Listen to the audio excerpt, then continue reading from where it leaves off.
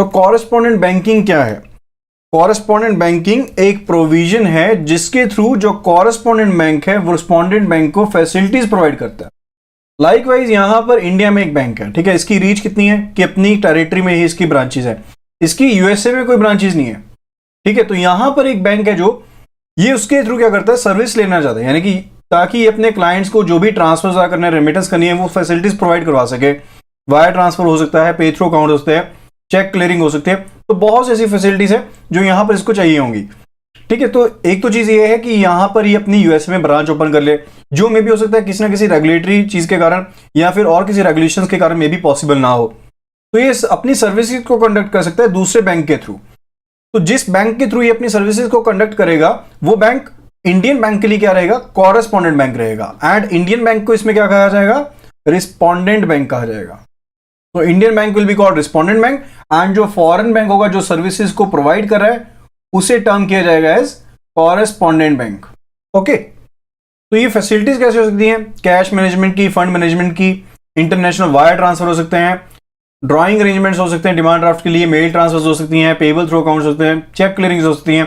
तो ये different facilities है जो दी जा सकती हैं। तो यहां पर किन चीजों का ध्यान रखने वाली बात है in the due diligence of correspondent banking, let us look at that. तो सबसे पहले हम बात करें regarding the scope of diligence, क्योंकि अब जो इंटरनेशनल ट्रेड है, इंटरनेशनल क्रॉस बॉर्डर जो ट्रांजैक्शंस है, तो इनका जो कॉम्प्लेक्सिटी है, वॉल्यूम है, वो काफी ज्यादा इंक्रीज हो गया। तो इन चीजों में बहुत ज्यादा इंक्रीज हो रहा है। जैसे जैसे टेक्नोलॉजी में एडवांसमेंट हो रही है, साथ ही साथ जो रियल टाइम ट्रांजैक्शंस हैं वो बहुत ज्यादा इंक्रीज हो रही हैं। पहले क्या होता था, आप ट्रांसफर करते थे 1-2 दिन लगते थे, अब क्या है, आपने ट्रांजैक्शन किया, साथ ही साथ अकाउंट में आपको पैसा मिल जाता है, साथ ही साथ ट्रांसफर हो जाता है। तो क्या हो रहा है, रियल टाइम ट्रांजैक्शंस हो रही हैं, पहली चीज। दूसरी चीज है वॉल्यूम में इंक्रीज हो गया है। थर्ड चीज है यहां पर कॉम्प्लेक्सिटी हो गई है। किन चीजों में, इंटरनेशनल क्रॉस बॉर्डर ट्रांजैक्शंस के बीच में। किस कारण से हुआ है, टेक्नोलॉजी इनोवेशंस के कारण ये चीज हुई है। उसके कारण जो इंटरडिपेंडेंस है बैंक्स की एक दूसरे के ऊपर वो बहुत ज्यादा बढ़ गई है। सो यहीं से तो प्रॉब्लम शुरू होती है। तो बैंक्स को पास सफिशिएंट इंफॉर्मेशन होनी चाहिए रिगार्डिंग कि वो किस तरह का बिजनेस जो है अपने रिस्पॉन्डेंट या फिर कॉरेस्पॉन्डेंट बैंक से करवा रहे हैं या कर रहे हैं। ओके, तो यहां पर अगर कॉरेस्पॉन्डेंट बैंक है, यूएसए में मान लीजिए कॉरेस्पॉन्डेंट बैंक है, तो अगर इसे पता ही नहीं होगा ये जो बैंक के बिहाफ पर काम कर रहा है वो नीडफुली इस काम को कर भी रहे हैं नहीं कर रहा, उसकी एएमएल केवाईसी की पॉलिसीज क्या है, क्या वो इन चीजों का ध्यान रखे या नहीं कर रहा, क्या इसकी आड़ में, इस बैंक की आड़ में ये यूएस वाला बैंक कोई गलत काम ना कर बैठे। तो इस तरह की चीजों को ध्यान में रखना पड़ता है जब हम कॉरेस्पॉन्डेंट बैंक की बात करें। तो आपको यहां पर एक ब्रीफ सा आइडिया मिल गया कि कौन सी चीजें हैं। नॉर्मली क्या रहता है, जनरली क्या रहता है, हर एक बैंक जो होता है वो अपने कॉरेस्पॉन्डेंट बैंक को इवेल्युएट करता है कुछ एक पैरामीटर्स का ध्यान रखते हुए। Date are mutual business value कितनी है, क्वालिटी ऑफ ट्रांजैक्शंस है कि नहीं है, बिजनेस एक्टिविटीज क्या है, कस्टमर मिक्स क्या है, कस्टमर कौन कौन से हैं, ट्रांजैक्शंस किस तरह की हो रही है, कौन से ज्योग्राफी को कवर किया जा रहा है, ऑपरेटिंग प्रोसेसेस क्या क्या है, क्या वो एथिकल वैल्यू को या फिर प्रोफेशनलिज्म को फॉलो कर रहे हैं, मैनेजमेंट की कैपेबिलिटी क्या है, केवाईसी एएमएल पॉलिसी को, प्रोसेसेस को क्या वो फॉलो कर रहे हैं या नहीं कर रहे हैं। फर्दर अकाउंट को ओपन करवाने का कारण क्या है, अगर कॉरेस्पॉन्डेंट बैंक में आप अकाउंट ओपन करवाने जा रहे हैं तो कॉरेस्पॉन्डेंट बैंक इस चीज का भी ध्यान रखेगा कि आप अकाउंट क्यों ओपन करवाना चाह रहे हैं, क्या पर्पस है अकाउंट ओपन करवाने का। एंड अगर आप थर्ड पार्टी, जैसे कि पे थ्रू अकाउंट्स में होता है, तो अगर आप थर्ड पार्टी के जो ट्रांजैक्शंस कर रहे हैं तो उसके रिगार्डिंग इंफॉर्मेशन होनी चाहिए, ठीक है, उसकी आइडेंटिटी डिस्क्लोज होनी चाहिए। यानी कि अगर रिक्वेस्ट की जाए कॉरेस्पॉन्डेंट बैंक के द्वारा रिस्पॉन्डेंट बैंक को तो इंफॉर्मेशन डिस्क्लोज होनी चाहिए।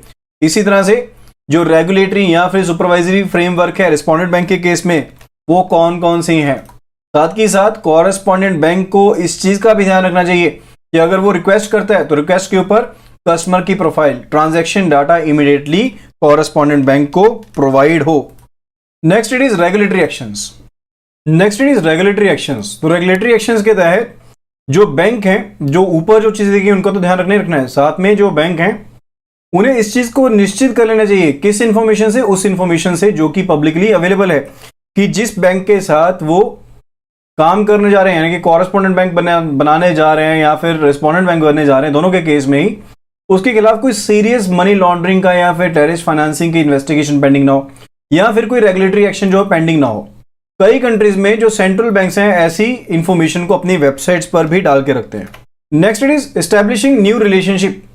तो जब पहली बार हमने रिलेशनशिप को एस्टैब्लिश करना है कॉरेस्पॉन्डेंट बैंक के साथ, तो इस चीज को ध्यान में रखना जरूरी हो जाता है कि ड्यू डिलीजेंस का ध्यान रखें, यानी कि जो पैरामीटर्स हमने ऊपर पढ़े, ये वाले जो सभी पैरामीटर्स हमने यहाँ पर स्टडी किए, म्यूचुअल बिजनेस वगैरह, ये सभी पैरामीटर्स का ध्यान रखना है कि इन सभी पैरामीटर्स को फुलफिल किया जा रहा है, यानी कि वेरियस जो पैरामीटर्स हैं उनका आपने खास करके ध्यान रखना है जब आप पहली बार कॉरेस्पॉन्डेंट बैंक के साथ रिलेशनशिप एस्टैब्लिश करने जा रहे हैं।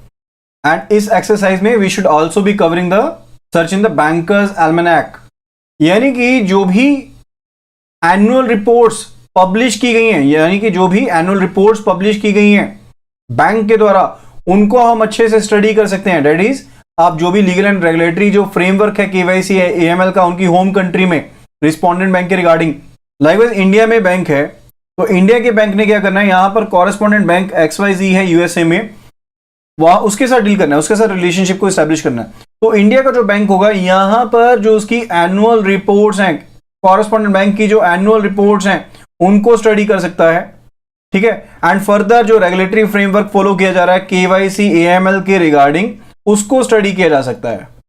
Next it is approval for relationship. जब भी कोई आपने कॉरेस्पॉन्डेंट बैंकिंग का रिलेशनशिप एस्टैब्लिश करना है कॉरेस्पॉन्डेंट बैंक के साथ, तो उसके रिगार्डिंग प्रायर अप्रूवल होना चाहिए बोर्ड का, यानी कि बैंक का जो बोर्ड है उसका प्रायर अप्रूवल होना चाहिए।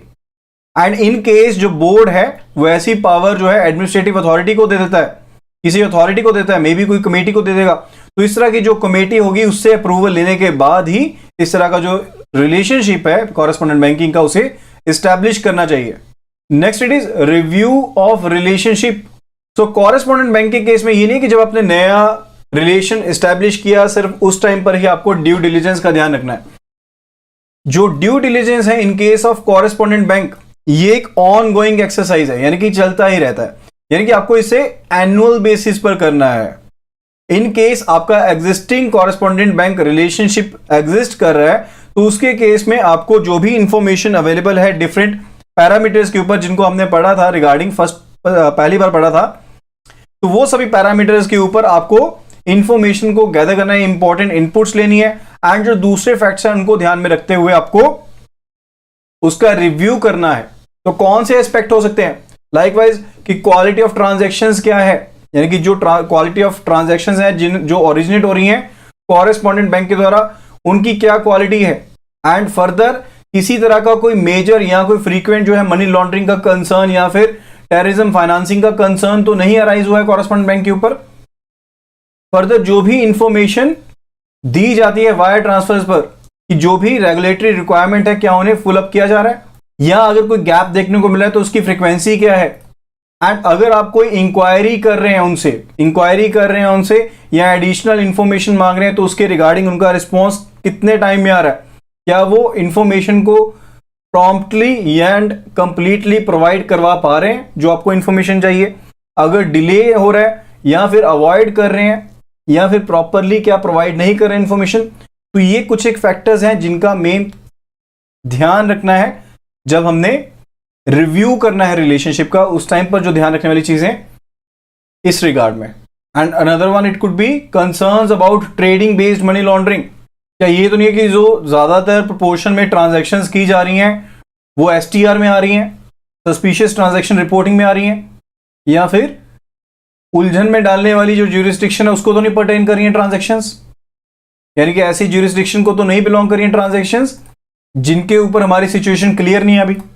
तो अगर रिव्यू करने के बाद हमारे जो कंसर्न्स हैं वो सीरियस निकलते हैं, यानी कि क्वालिटी ऑफ ट्रांजैक्शन को लेकर हमारे जो रिव्यूज हैं वो सीरियस निकलते हैं, तो उस टाइम पर जो कॉरेस्पॉन्डेंट बैंक का रिलेशनशिप है उसे एग्जिट कर लेना चाहिए, यानी कि उससे बाहर निकल जाना चाहिए।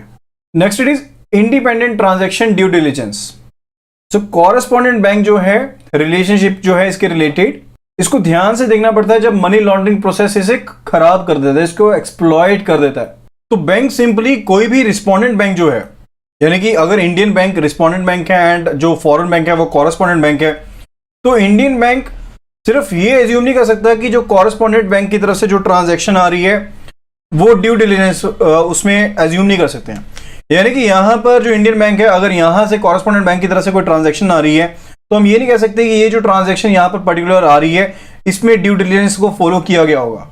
तो बैंक को यहां पर रिस्पोंडेंट बैंक को पर्टिकुलरली अपने लेवल पर इंडिपेंडेंट वे में ड्यू डिलिजेंस को एग्जामिन करना होगा। एंड अगर किसी तरह की पर्टिकुलर ट्रांजैक्शन में अगर कोई दिक्कत रहती है, कोई कंसर्न चीज रहती है, कोई सप्लीमेंट्री इंफॉर्मेशन चाहिए, तो कॉरेस्पॉन्डेंट से पर्टिकुलरली उस ट्रांजैक्शन के लिए इंफॉर्मेशन को लेना पड़ेगा रिस्पोंडेंट बैंक को। Next it is shell bank. तो शेल बैंक क्या रहता है? इट इज अ बैंक जो इनकॉर्पोरेट किया गया है एक कंट्री में, लेकिन वहां पर उसकी कोई भी फिजिकल प्रेजेंस नहीं है, वो किसी भी रेगुलेटेड फाइनेंशियल ग्रुप के अंडर नहीं आता है। तो शेल बैंक्स को इंडिया में ऑपरेट करने के लिए परमिट नहीं दिया गया है। This is very important. Shell banks को इंडिया में ऑपरेट करने के लिए परमिट नहीं दिया गया है। तो अगर किसी भी तरह का कॉरेस्पॉन्डेंट रिलेशनशिप एंटर करने के लिए रहता है शेल बैंक के लिए, तो बैंक्स को उसे रिफ्यूज कर देना स्ट्रेट फॉरवर्डली।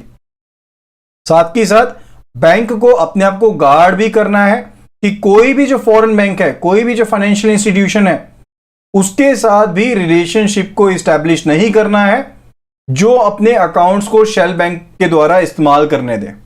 ओके।